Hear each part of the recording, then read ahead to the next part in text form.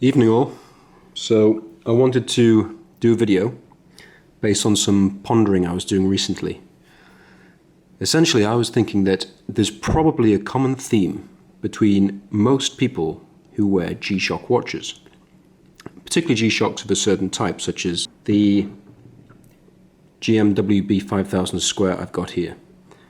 Now, I think that common theme that runs between owners of such watches is that they don't like unnecessarily complicated things. They don't like things breaking on them. They don't like things costing unnecessarily large amounts of money. And they like things to look good. But predominantly, and as a priority, they must be practical. Now, not everyone would necessarily agree with this. Some people do wear G-Shocks just purely as fashion accessories. But the majority of people I know would probably agree that they fall under the criteria that I just described. Now, what I wanted to do is highlight some of the other tools that I use on a day-to-day basis, or at least certainly if I'm traveling or going on a trip, a road trip, which have those kind of qualities, such as this fantastic G-Shock here. Now, I won't go into too much detail about this square because I've done a video on it already. I'll probably do another more detailed video on it soon because I've now owned it for the best part of 6 months, and I'd like to do a bit more of a kind of what I think about it after this experience so far. But to summarize, this is the GMW B5000G 1DR.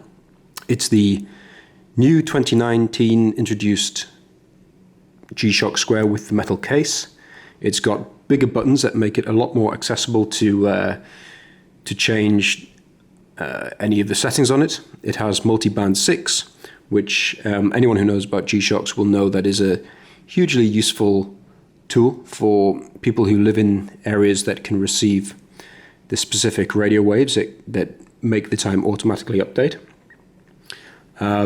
It has Bluetooth, which to some degree you could argue makes the multi-band 6 redundant now. The reason why I say that is because you can simply fire up your G-Shock application on your mobile phone and instantly get as near as damn it to atomic clock time. I don't know scientifically what the comparison would be, but I do know that essentially what you do is you bring up your phone like this. It has the app on it. You select the time zone that you currently want it at, and the other time zones that you want as your second, third, fourth, and fifth time zone.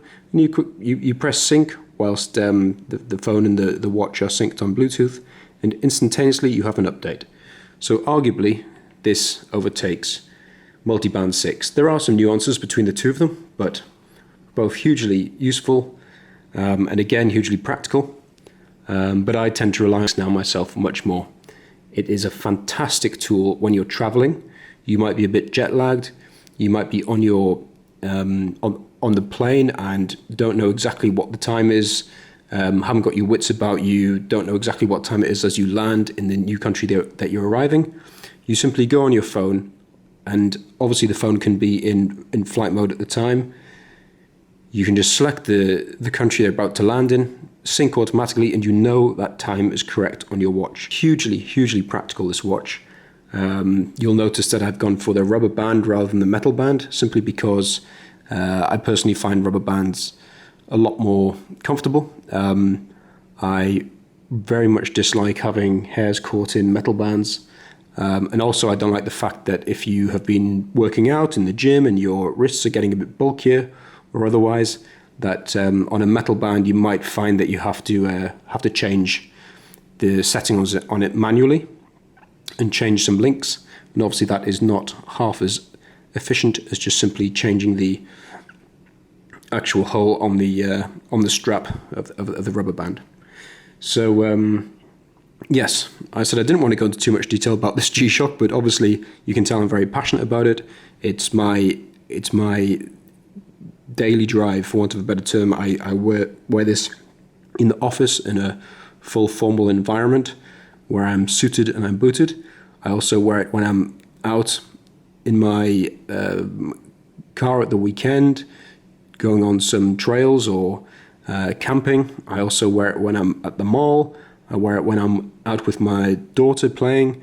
It's just superb. It's actually, I must say, it's since I've owned it, I very, very rarely wear any other watch. The only circumstance where I do change it out is that when I go to the gym, which is 2 to 3 times a week, I will actually generally put on my older Mudman or my Mudmaster, simply because with this metal casing here, obviously sometimes you'll be flicking a kettlebell up over onto the wrist, and you don't want a metal kettlebell hitting this. Just risk of damage, and also it's not very comfortable on the wrist as well. So what other products do I use on a very regular basis that I think have the similar qualities to the GShock? Again, I'll cover those criteria are simple, good looking, dependable, they've got to be rugged, and most importantly of all, the priority is practical. Now, practicality often comes down to portability as well. It's no good having a tool that is a real pain to carry around with you. And which is why I will first of all highlight this little beauty here. Now, a lot of you may know about this light already. You can see mine's got some, I wouldn't say damage, I'd just say some nice battle scars. I've had it for the best part of 2 years now. As I say, it is in my pocket absolutely every day, no matter what I'm doing, in the office, formal environments, going out with friends. This is so light, the most lightweight and powerful torch that I could ever imagine being this size. It has this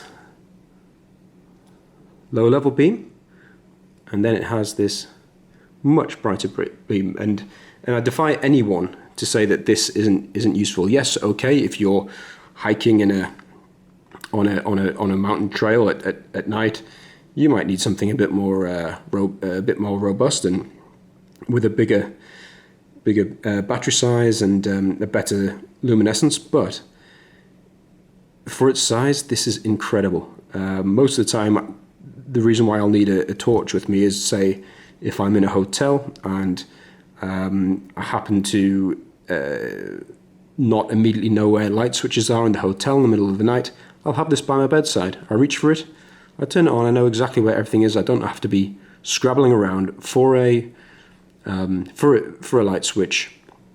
And yes, that adds a huge amount of practicality and incredibly low weight.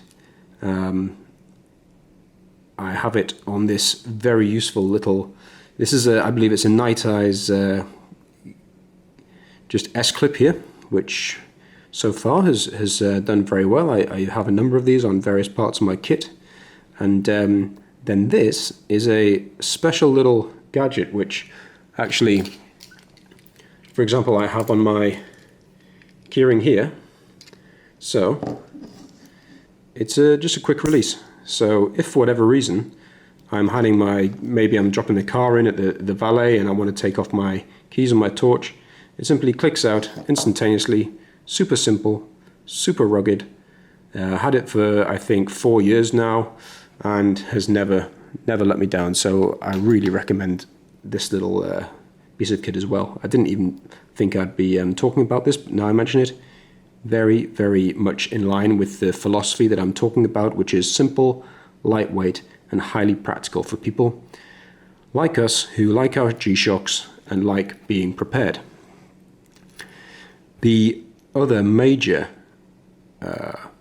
benefit or advantage of using this is that it is micro USB chargeable. So it will basically, you don't have to worry about always having the right batteries to hand. Yes, there's an argument that, well, if it runs out and you're not near a power source, you might find yourself in a situation where you haven't got any light whatsoever and you can't get a battery in there. Well, truth be told, that just takes a little bit of forward planning, and most people, I'd recommend if it's very important that they have light on them, have maybe a secondary option as well.